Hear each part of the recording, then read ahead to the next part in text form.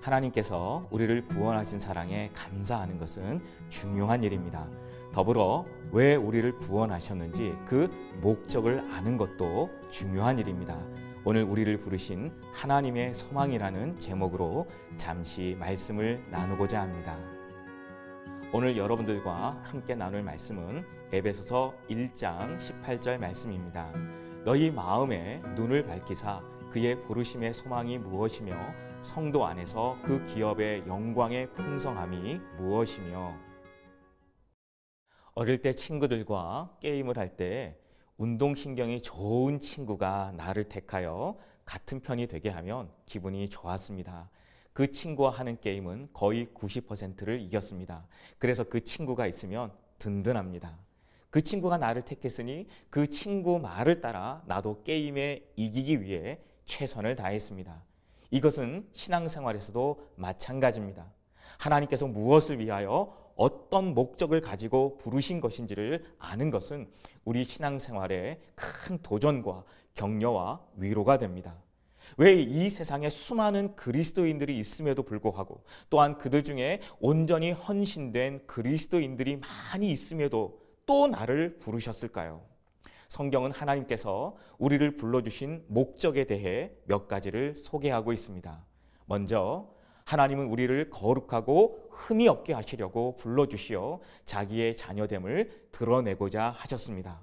거룩하고 흠이 없는 하나님의 자녀가 된다는 것이 지금 내 모습을 보면 참 부담이 됩니다. 하지만 거룩하고 흠이 없는 하나님의 자녀로서의 변화된 모습은 우리를 그렇게 변화시키신 하나님의 영광을 나타내는 일입니다.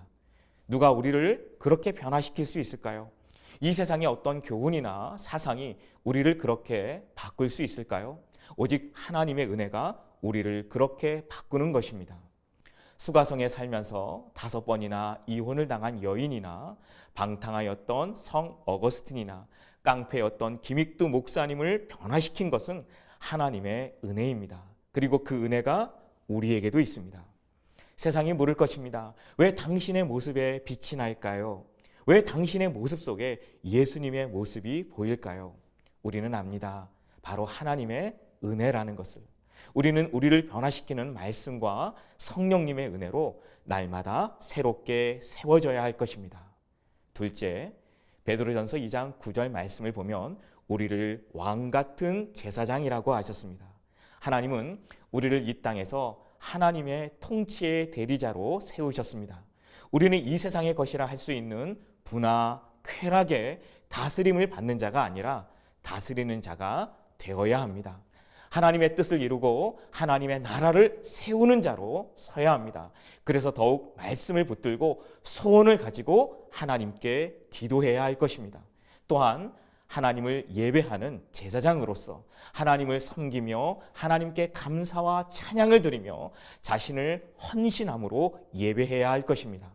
잃은 영혼을 주님께 드리는 제사장, 그리고 자신의 가정과 이웃과 일터에서 주님의 축복을 전하는 복된 제사장이 되어야 할 것입니다.